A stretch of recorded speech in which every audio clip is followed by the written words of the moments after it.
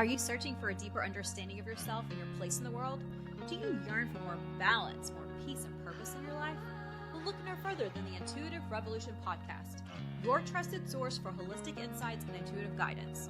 I'm your host, Alicia Faricelli, and I am ready to take you on a journey to inner peace and balanced well-being. Well, thank you, Shawnti, for joining us today at the Intuitive Revolution podcast. We're going to have an amazing conversation, talk about a lot of confidence, a lot of health, a lot of cool topics. Again, thank you so much for joining us. Thank you for having me. So Shawnti, your inspiring journey from overcoming severe depression and anxiety to becoming a certified mental health coach and author. Can you share what led you to develop and advocate for guided journaling as a tool for mental health? Absolutely. Back in 2018, I had what we would call a mental breakdown or a nervous breakdown. And at the time when I had that, I didn't know that's what it was I was having. So about a month into that, and what it was is I lost control of my emotions. Whatever emotion that came out, that's what you got. I could not control it. And it was nothing positive. It was all negative. So after about a month of that, I thought it was going to go away. I thought, oh, it's a funk, it'll go away. It didn't go away, it got worse. So about a month into that, I decided to go to my family practice doctor. So what was wrong with me? And I told her, hey, I'm acting weird and I can't control it. I was letting her know I was crying, mad, cussing. I was just all things bad. And she said, oh, well, let me give you some antidepressants. And I'm like, I don't want that. I want to know why I'm acting like this. But she essentially, she couldn't tell me why. She referred me to a psychiatrist. And they also gave me antidepressants. And I'm like, hey, I don't want that. I want to know why. What's making me act like this? So my psychiatrist referred me to a therapist. And 3 therapists later, I was able to find someone who was actually willing to help me. And she helped me by talk therapy, and she introduced me to guided journaling. So with no medication, just talking and journaling and using journal prompts, I was able to get to the root of my issues that I was having, which caused me to have these emotional outbursts. And the guided journals, I made them for myself. So I had different journals, different guided journals, different topics, different issues that I was going through. And, they started working for me. I'm like, wow, answering these questions got me to, get it out of my head, essentially. And that's what the issue was. I was holding on to a bunch of things that I didn't even know I was holding on to. And through guided journaling, I saw that it was helping me. And so I was like, okay, well, it's working for me. Let me see if somebody else feels the same way, because when we go and seek help, finally, after admitting there's a problem, the first thing, our medical doctors want to do is throw pills in our face. And that's not the answer. If you need it, that's fine. My thing is let it be your last choice and not your first choice. And so for me, I wanted to, dig and see because I didn't want to spend the rest of my life on medication. And that's something they don't tell you that once you're on it, you are on it. It takes a while to get you off of it. And I didn't want that. So, I decided to take those guided journals I made for myself and publish them so that I can help other people who felt the same exact way, didn't want to be on meds, wanted to find out what was wrong and how to fix it. And that's how the guided journals came about. And that's what I do. I advocate for our mental health, especially in women, because we hold on to so much and, we're taught to suck it up, be strong, you have to do this, do that. And, you don't have to, there's help out there if you seek it. Yeah, I love that you did that. You came up with, the fact that you've gone through it and you're almost like a proven method for yourself. And you came up with a question, all the stuff yourself, kind of intuitively knowing what to guide yourself through to get yourself out of it. Yes. And that's so important that we listen intuitively. And like, you knew something was wrong. You knew it was like something intuitive like that. It was something like, I don't need medication. It's not something, I believe there is a time and place for it, but you got to do the work with it, Yes. However, it's not just an overlay, like a Band-Aid cover up, because if you don't get into the root problem, as you knew intuitively, there's something like root down here that I need Yes, to pull out and work on, or it's not going to go away. You're just going to keep upping your medication. exactly. And that's what people Yeah. don't understand. Once you're on it, you're gonna, that same dose isn't gonna work for you all the time. You're gonna have to up your dose, up your dose, up your dose. After a while, you're gonna be a robot with no emotions. And who wants to live Yeah. life like that? You know, Yeah. And you're not still not realistic. dealing with the problem. Exactly. Exactly. Yeah. And they don't go away on their own. Oh, they do not. Yeah. So your personal experiences with childhood traumas, being a teen mom, which I commend you for, that is an amazing thing. And severe depression are profound. How did these challenges shape your approach to mental health and your mission with the Shawnti Refuge journals? Well, going through all of the childhood traumas and being a teen mom, I didn't know they were traumatic. I didn't Right. realize those instances were traumatic until I became an adult and got my healing going. And then looking back, like, yeah, you were abused as a child. That's traumatic. Yeah. Yeah. I had my first kid when I was 14. Absolutely, that's traumatic. Yeah. And, I didn't realize that was traumatic until I went and spoke to a middle school class. And it was a class full of sixth, seventh, and eighth graders. And I'm looking at them like, oh my God, I was y'all age when I was pregnant.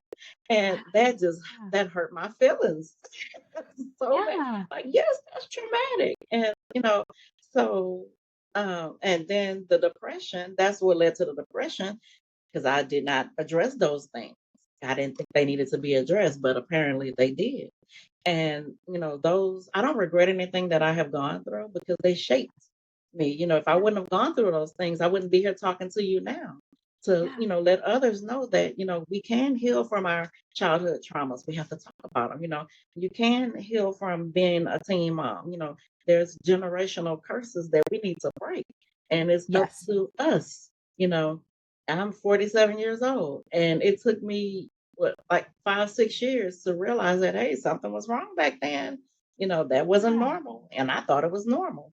So it's okay, to not be okay, and it's okay, to look at things differently because of course you're going to look at things differently from a 14-year-old to an Mhm. adult. Things don't look the same. And it's okay, to look back and learn from those mistakes. It's never too late to learn from what you went Yeah. through. And it's never too late to heal from what you've gone through. And that's the main thing that, I try to instill and through my business, Shawnti Refuge Journals, because, I named the business after me because I didn't know what to name it. Like they were like, what are you gonna name your business? I said, I don't know, Shawnti Refuge Journals. Because, it's about I want people to understand that I'm a regular person, who went through this. And, you know, I'm not rich, I'm not famous, I'm just Shanti. Yet. And, you know, you it can happen to anyone, no matter, who Yeah. you are, where you come from, what you look like, you know, mental we all have mental health, but if we don't take care of it, you too could be headed toward having a nervous breakdown. Take care of your mental health. And, that's why I made myself the face of the business, the name and the face to see I am a regular person. I get up every day just like you and I go through issues. Not every day anymore like I used to, but, there's a way that you can overcome your, traumas. And it's realistic and, it's not overnight because a lot of people like to make it seem like, oh, you're going to wake up one day and be healed. No, that's not realistic. That's not going to happen. And I share my story. I use my story to let people know the Yeah. reality of healing. I walk anyone who connects with me, I walk them through that process. And I'm very unapologetic about, my story so they can understand it's not smoke and mirrors. It's not a fairy tale. It's not, it's not none of that stuff that people like to make it seem like. I give you the real, the harsh reality of it because, healing is very unattractive. You're going to go through all of the ugly parts before you get to the beautiful side.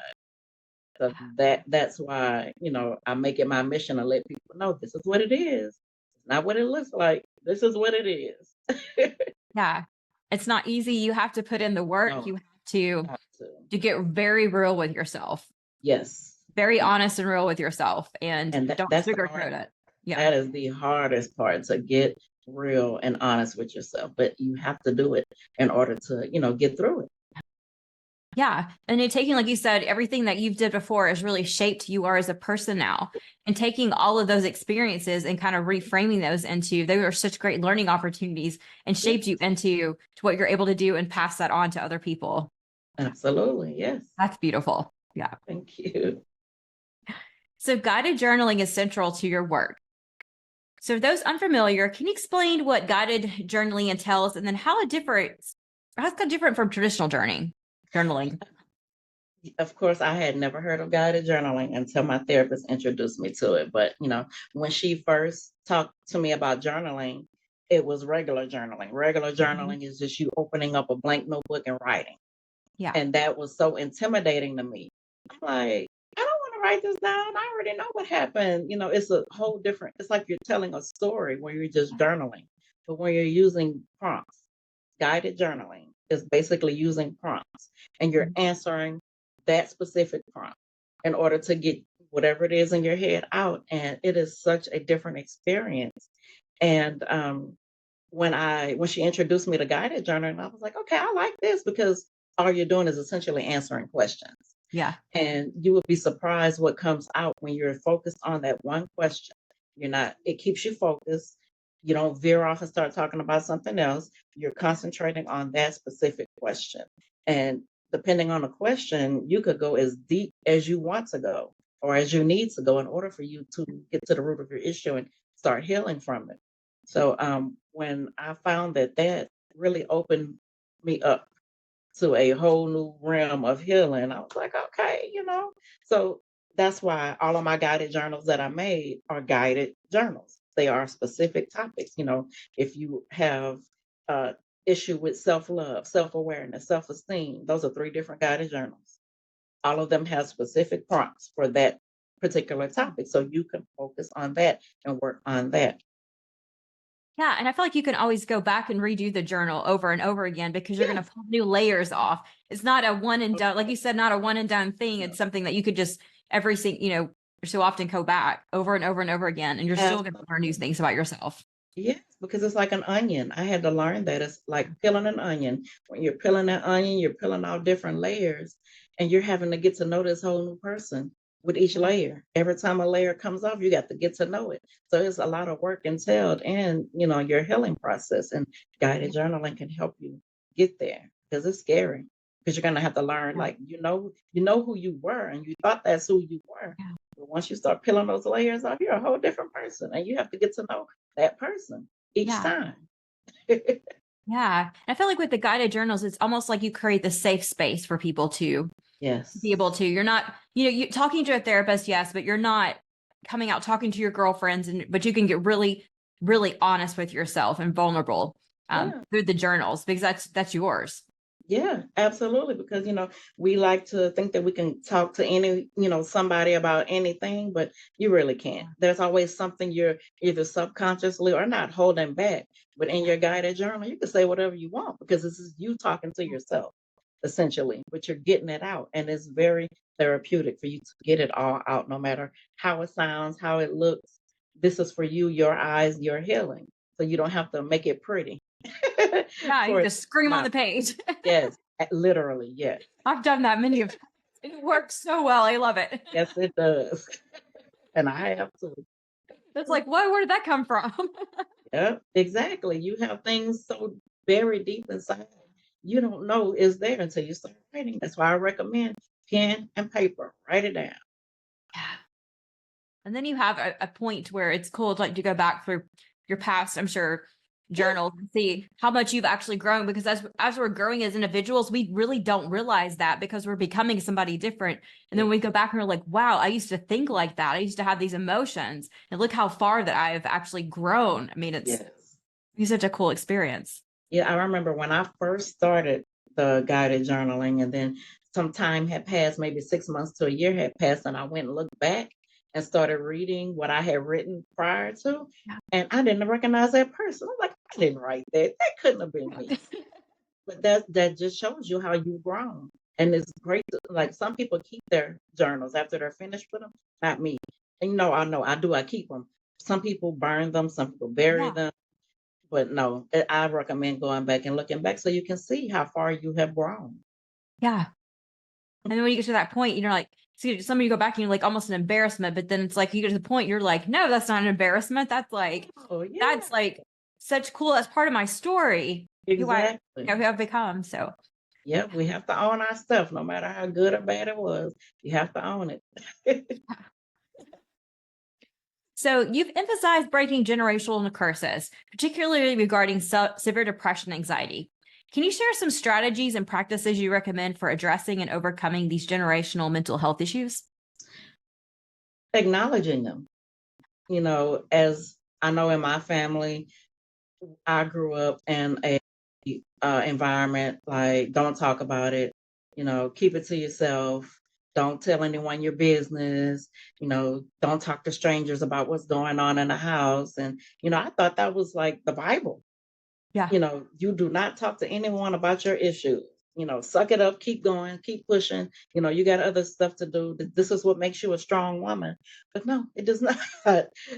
So that in itself is a generational curse. And through my healing process, I learned that, my family, the women, all have a history of depression. Didn't know that. Why? Because nobody talked about it. I am the first one to talk about it. Yes, I was diagnosed with severe anxiety and depression. Do I still deal with it? Yes, but I know how to handle it now. Yes. I know what to do now whenever, something triggers me. And it's very hard because you're feeling like you're doing it by yourself, which in essence you are. And it feels lonely, but you have to get around, a support system who actually wants to support you in your healing, in your growth, and not keep you held down and bound to those, that's not good at all. Yeah. So, yeah, I am the generational curse breaker. I was saying this earlier today I love it. because a lot of women in my family, they aren't there yet. Yeah. And it's unfortunate, but it doesn't stop me because I know we were meant for something greater. And if it's taking me to be that one to put on a cape and, get, showing people how necessary healing is, and that's what I'm gonna do. Yeah. And it's like you're making, you said you have a daughter? I have two daughters. Yeah. Two daughters. So you're setting them up for such a great example, to where they can be free to be able to open up with their emotions and heal. And it just keeps trickling down and down and down. Exactly. Yes. And Yes. and to not be, and the strategies that I recommend, like I said, you acknowledge it. You have to acknowledge it. You can't pretend like it's not there. Yeah. If you come from a family of sweeping things under the rug, turning the other cheek, you can't do that. When it comes to breaking those issues, you have to journal. Journal. It helps so much, and it is cheap. It is so inexpensive to grab a guided journal. Yeah. Because some people will say, oh, taking care of your mental health is expensive. So is going through a mental health issue. That can be expensive too. Not in Turns into money, a physical but health issue. exactly. Because don't, you know, whatever you don't release in your mind, it manifests in your body. Yep. That's where our sicknesses and, joint issues come from. Yeah. So, I definitely recommend guided journaling, uh, grounding, going outside, breathing in fresh air, getting in nature, meditation, yoga, things like that. Those help with your mental health. Yeah. These keep on this podcast, we keep preaching and preaching and preaching this because it's exactly like it's the cure for Yeah. a lot of people's issues is really this. And it's such simple, almost free, if not free things to do. It doesn't cost anything to go stand outside Yes. and put your People feet are, on the ground and yes, sit yes. 15 Take off minutes your in silence. shoes, get your butt in the grass, walk around, Yeah. and just take it in, take nature in. That's so Yeah. inexpensive. It costs you your time. And you Yeah. make time for what you want to make time for, essentially. I tell people that Absolutely. all the time. Yeah. People are like, well, how do you spend so? Because I have a extreme, like a longer morning routine than most people. But like it solidifies my day. And I'm very adamant. There's very few things that will take away my journaling personally, my reading, my meditation in the morning. Like, how do Exactly. you have time to do all that? I'm like, because I make time. Exactly. luckily, being an entrepreneur, I'm able to make my schedule differently, but you can honor, like, where clients, I'm like, you can make the time. If it's 15 minutes in the day, 15 Exactly. minutes will do so much good for you. Instead of 15 minutes of scrolling, take Yeah. your 15 minutes and go your butt outside or grab your journal and start journaling. Yes. Yeah, you make time. Yeah. You have to, reevaluate your life and what's important in it. And I Absolutely. guarantee you scrolling is not one of them. No, it shouldn't be if it is. I'm gonna say. Yeah. So, as a mental health coach and advocate, how do you help individuals develop resilience and self-compassion in their healing journeys? I help them to change their mindset because, you can look at something as negative and I tell them, let's turn it around and make it positive.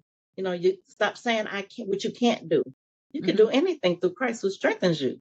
Yeah. So let's turn this around. And, I know you've been through this, but tell me something positive that came out of it. So I keep them on that, mainstream, especially when they get there. I'm like, oh, you know what? Yeah, you get it now. Yeah. Everything happens for a reason, and a lot of the things we can't control. But what you can control is yourself and how you respond to things and how you look at things. So that's where we start with the mindset shift. It has to Yeah. start there. You can't be a glasses half empty person thinking that the world is going to be great to you and for you. No, you have to change that around. So that's where we start. Yeah. And then when things do happen, you're not going to see it because there's good things happening all the time. Yeah. We just don't see it. We're too busy focusing on the negative stuff. Yeah. So, that's why, I have my clients do gratitude journaling every day. 3 things you're grateful for. I Yeah. don't care what it is, how big or how small it is. And, I follow up. Like, let me see. Let me see that you wrote this down. Yeah. 3 things you're grateful for right now. Don't overthink it. And that's another thing. Women, especially, we tend to overthink. Nope. First thing comes to your mind, gratitude. 3 things you're That's grateful what's on your heart. Yeah. for. Exactly. Yeah. There's no right or wrong answer about what you're grateful for. Yeah. I'm grateful for everything. Everything, right? Yeah. So your journals focus on enhancing various aspects of well-being, including emotional, physical, mental, spiritual, and financial health. Can you give an example of how one of your guided journals helps individuals address and improve one specific area of their life? Yes, I will do financial health. Yeah. So, a lot of people think that if they win the lottery, they'll be fine. But, I myself had to learn that, money does not make you happy. There's plenty of millionaires and billionaires who are not happy. Yeah. And I had to change a person's mindset on how they look at money. And, if you're anything like me, my mom used to say, money doesn't grow on trees. Actually, it does. And, Mhm. I have to break it down, go back in history. Okay, yes, money does grow on trees because money is made from paper. And, what's the federal whatever who makes the money? Where do you Yeah. think they're getting the paper from? Trees. So yes, and stop looking at, yes, we all have bills. If you don't have bills, tell me your secret. But we all have bills and we can't look at those as negative things. We Yeah. have to pay to live. Until something changes, we all owe somebody something. But you have to look at it as, what you put out, you're gonna receive back sevenfold. So it's all about the mindset shift. And I had to learn that myself because I did grow up. You got McDonald's money, money don't grow on trees. Yes, it does. Yeah. You have to change the way you think. It starts with how we were brought up. And it's up to us to change the way we think about things. So, um, I coach on budgeting to show you, yeah, you do have the money for this. You thought you didn't, but look at what you're spending your money on. You Yeah. quit spending your money on this and start doing this. It's all about investing Yeah. beyond money. Invest, learn, and you'll do better. Yeah. You're never gonna make more money if you stop learning. If you Exactly. don't invest in yourself, that's how the money comes. When we look Yeah, at money, it's like it is paper, but it's also it's an energy. So exactly. when we look at it, there's plenty of energy out there. It's a number now in our bank accounts. They Yeah, simply just swipe, transfer over number. Yeah. Nothing but an energy Right. now, exchange now. And so Yeah. it's like that energy can come straight to you if you desire and open it up and let it come into you. Or if you're repelling it, it's not going to happen. It's like, it's so, and Perfect. it's Yeah. really hard. And I'm sure you understand this, especially growing up. It's like, you have to save up for money. You have to save up for this. You save up for that. Instead of asking for the actual item, to Yeah. somehow appear, we think we have to make it happen through money. I've had so many wonderful things I've wanted in my life just given to me. And it's like, it was an energy exchange, but it was not like a monetary energy exchange, Exactly. which is so cool. Yeah. When people get that, like you're saying, yeah. Yes. Yeah. But I would love it if all of us would be there. Do you know how much better the world would be Yeah. if we all were like that, but one person at a time? It is. And it takes one person at a time. And it's the little shifts, like you said, mindset shifts that Yeah, you're mindset. teaching people. And so it just trickles down like the generational thing. Yeah, exactly. But in a good way. Yeah. And then you can journal it out and see all the progress you made with it. Exactly. I tell people all the time that, I manifested my house. I didn't even know I was manifesting my house. I just knew what I wanted and I kept saying what I wanted. I was very specific. And I got exactly what I kept saying that I wanted.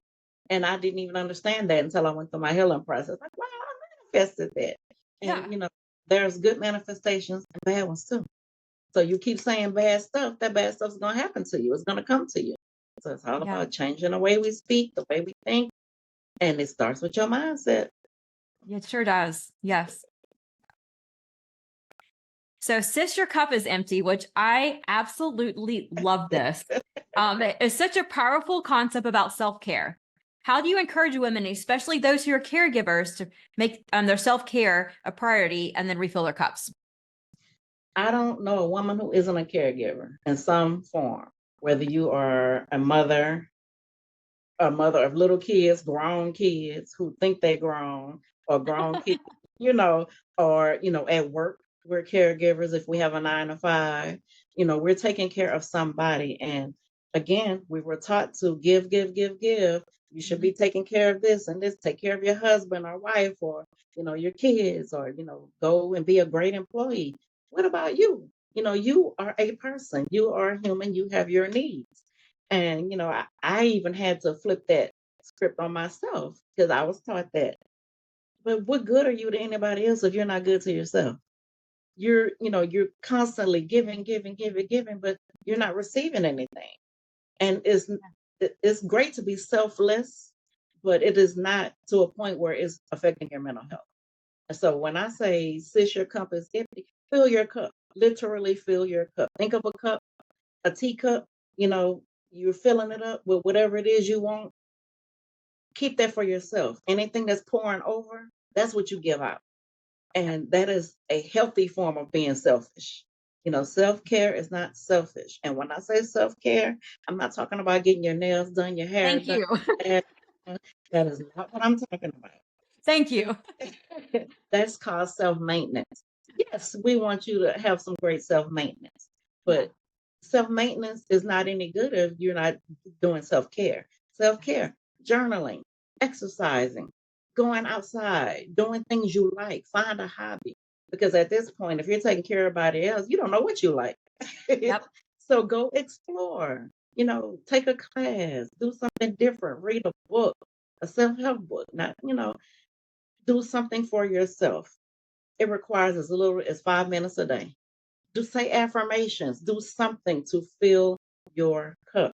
And it doesn't have to cost money. See, all the other stuff that I mentioned that y'all think is self care, lashes, nails, makeup, that costs money, you know. But, saying affirmations aloud, finding you some affirmations, journaling, yoga. There's free yoga classes on YouTube. YouTube University can teach you a whole lot Yep. for free. Yes. But you have to fill your cup. You can't be any good to anyone else if you are not good to yourself. So put yourself first. And it is Yeah. okay. It is very much okay for you to put yourself first. Absolutely. And it's like you said, like we want to do all the exterior maintenance stuff. But when we start filling our cup and start coming internal and bringing that beauty out, it starts to radiate. And that's what actually Yes. then attracts people in. The nails, the lashes, the hair, everything else may physically attract someone, but as far as like attracting in the things that you want and you're truly want in your life, it comes from the inside and doing that work. Exactly. Yes, you have to do that work. And it is less expensive than all the stuff you're trying to do to cover up. This Yeah. is a cover up, you Yeah. know. And people like us, we can see inside of you. So you're not fooling us. You might Yeah. be fooling them. Yeah. I'm like, take that nail, whatever you got, and let's do a session. Yes, I'll paint exactly. your nails while we do it. Right? And you'll feel so much better. So Yeah, much the nail job might not be great, but you'll feel better. You are absolutely right. Yeah. So postpartum depression, which is such a big epidemic in our society and not really talked about enough, or actually definitely not talked about enough, is a significant for many new mothers. So based on your experience and work, what are some key signs of postpartum depression and how can journaling help manage it? Whew, that is a heavy one. I remember I went through postpartum depression with my second daughter, and I was 23 when I had her. And I didn't know, so postpartum depression wasn't a thing then. Yeah. So I didn't realize that's what it was until long after, but it's real. It is very much real. And who was the celebrity who was on TV talking about it? I could see her face. Brooke Shields, I believe. She Yeah. was on TV talking about it. And I swear she was talking about me when she was describing her issues that she was having after she had her kid. And, it's the first sign you're depressed. Like some people are excited, ecstatic that they had a baby. Hmm. And then there's others who are like, okay, what's next? That's a sign right there. Yeah. You know, um, you have these intrusive thoughts that are negative, like you're not a good mom, you're not going to be a good mom, or, give the babies back, or, it's Yeah. intrusive, negative thoughts that Yeah. and then you end up feeling guilty for having them, but you can't Yeah. control them, Yeah. but, you're human. You have emotions, and it's important to get them out. And what's not going to help is you telling someone who does not understand where you're coming from. Yep. That is not going to help because all they're going to do is criticize you and judge you. And that is not what you need. Yeah. You need a support system who can be there along with you, Yeah. and let you get it out. And that's why I always recommend journaling because your journal is not going to talk about you. You just write what you're feeling. Hey, to not be okay. And if you're Yeah. going through postpartum depression, you're not going to want to have any interaction with the baby. You're going to want to be by yourself. And, when it's a newborn, they always tell you, oh, skin to skin contact. You're going to be like, get this thing away from me. Yeah. But you're not meaning it in that way, but that's how you're feeling because you Yeah. can't control it. And, Yeah. when you are journaling will help you to manage those symptoms because you're able to get it out. You're able to get to the root. You're able to go deeper, with the journaling. And sometimes more than not, you'll be able to answer your own, why, because Yeah. you've written it all down and you're able to identify and you're able to see that your thoughts are lying to you because our thoughts do lie to us. Oh, The absolutely. the enemy comes to steal, kill, and destroy, and that's all it is. You know, just because you're thinking it doesn't mean it's true. So that's why you write it down, and you're able to see, and it helps better than any drug. I tell people that all the time. You're quick to want to go get on antidepressant. I don't even know the names of them, but you're quick to go get on it because it's what's popular. Yep. And, holistic healing isn't popular right now. Yeah. So you quick to want to go grab a drug, but that's not going to help you. Yeah. It's going to shut you up pretty much. And you don't want that. So, and, Yeah. when you're in postpartum depression, I hate to say that you need to be watched, but you do because, you have intrusive thoughts like harming yourself or your baby. And we know you don't want that, but it's just something inside that you need to get out and you don't know what it is and you don't understand it and you're scared. Yeah. You are scared. I remember crying so much that my eyes were swollen shut Yeah. because I knew something was wrong and didn't know what, and no one that I tried to talk to at the time understood. But when I heard Brooke Shields talk, I was like, she's reading me. She understands me. So that's why it's important to get around people and don't be ashamed. Don't be ashamed. You might have been excited that you were pregnant in the beginning, but now that the baby's here, reality sets in. Hmm. And, especially if you're a new mom, that's scary. Yeah. That is scary. Yeah, you'll have people come and visit and come and bring you stuff, but what happens when they leave and, your reality is set in? A visit is one thing, but they're not going to be there with you 24/7 for the rest of you and the baby's life. So, yeah, Yeah. get you a support system. Get in your journal. I love that you said also you had your second. I had it with my second too. My son I didn't have, but my daughter I did. And I was I remember in the bathroom just bawling my eyes out. I didn't have the detachment that some people have, mothers have. I was like all about my I, daughter, but I was just like sitting there bawling, crying, and angry. And I'm like, I don't know what's my emotions. I couldn't control them. yeah, And it didn't happen. So I love that you said a lot of people think it happens with your, like you hear, oh, you're a new mom, you'll get over it. It happens, and it can be your fourth or fifth or 10th yeah, or yeah, pregnancy. And yeah. it's nothing you've done wrong. And it's not Right. nothing wrong with you. We'll get that out. Exactly. It's just chemically something going on, emotionally coming up, and you're just overwhelmed. So I love that you brought that up. And then the Yeah. support system is so No pregnancy important. is the same. Like with Right. my first daughter at 14, I was Yeah. fine. People were surprised at how fine I was. Yeah. But the second one, oh my God, I was a wreck. Yeah. I had detachment. I wanted to leave her in the hospital after I had her. That's how detached I was. So, and it's nothing wrong with that. Nothing wrong. Long as you don't do anything. That's why it's important to communicate how you are feeling Yeah. before you end up doing something that you Yeah. will later regret. With someone who will actually help you take action on it. Yes. Not Yes. somebody's going to brush it under the, oh, you're fine. You're fine. You're fine. No. Yeah. Don't, No. yeah. That's what was done to me when I tried to reach out Yeah. to my mom. I reached out to her and told her something's wrong. I don't know what's wrong. Oh, you'll be okay. And I wasn't okay. Yeah. Mhm. Yeah. Such great points. So you've mentioned developing resilience through guided journaling. Can you share a success story or a transformative experience from one of your clients who have benefited from this practice? Oh, yes, Lord, yes. My very first client, she was my first one, and she came to me. She was like, because I had no intentions on being a coach. Let me just say that. I just planned on producing these guided journals and saying, here, go ahead and use them. No, she was like, I need you to coach me. I'm not a coach, but I said, all right, you could be my guinea pig. We'll try it. And so we focused on one topic at a time. So that first topic, she was having issues with her mom, her adult mom that she was taking care of. And through guided journaling, I was able to help her realize that, you don't owe your mom anything. Because she had it in her mind that, oh, Yeah. my mom had me. I didn't ask to be here. And the least I could do. No, no. I changed that all around. Yeah, she's still taking care of her mom, but she has discovered that she has a life too. Yeah. Taking care of your mom is not your life. That is Yeah. not what God assigns you here to be. You know, you can take care of your mom and still have a life of your own. So I was able to help her find the balance in the two. Get respite. She had no idea that she can ask for respite. Respite is when, someone comes in and, watches her mom for an hour or two where she can go and do, the things she needs to do for herself. Yeah. And she's a whole different person. She thanks me all the Oh, yeah. time. She sends me my clients. Oh. Yeah, that is great. So I have a forever client with her.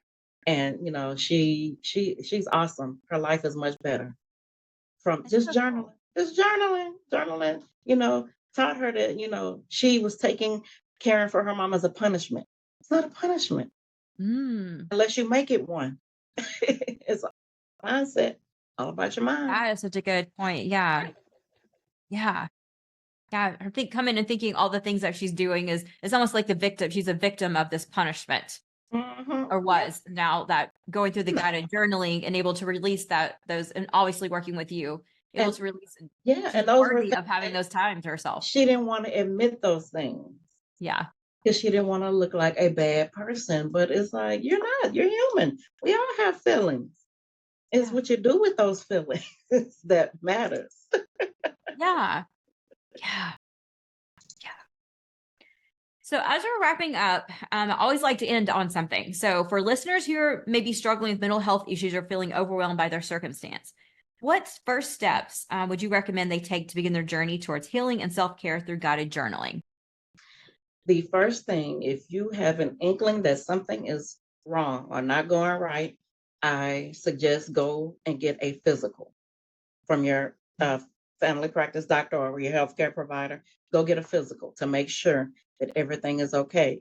Blood work, all that stuff. Checkup. You should be getting your annual checkup, but we're not going to go there. But if you don't, start getting your annual checkup and to make sure nothing's wrong physically. And when you come back with a clean bill of health, then you seek out resources. There are plenty of resources. Don't be afraid of what you think mental health resources are going to cost. There are a lot. If you are not sure of where to first start looking, come to me. I will refer you to this place, who offers free. Everything is not free. I'm just say that. Yeah. You have to invest in yourself at some point. Free only takes you so, Right. but there are some, if you need therapy, go to a therapist. If you don't know if you need a therapist, start with a therapist. A therapist, your first consultation, they'll tell you if you need therapy or not. Yeah. A good one anyway. A Right. good a good therapist will say, hey, you don't need me, you just need a coach or you need a counselor. Or, if you come to a coach, a good coach is gonna assess you and say, okay, you need therapy in addition to coaching. There's Right. nothing wrong with it. Or Yeah. start with guided journaling. You can start there. Start somewhere. Get the help you need. If you feel like guided journaling alone isn't helping, get a coach. You could do all three. Yeah. Don't be ashamed to say that you need help. There is nothing wrong with needing help. We were not given a handbook on life and saying how to navigate through life. We have to learn as we go. And it's better to learn with a community than by doing it by yourself. Because I guarantee you, if you're doing it by yourself, you're doing it wrong. You're doing it wrong. You need a community. Because I Yeah. used to think that, I could do this by myself. No, I could not. Yeah. So, we are all human and, it's about, not wanting to be talked about, not wanting to be embarrassed. Forget that. People are going to talk about you regardless if you're doing something right or wrong.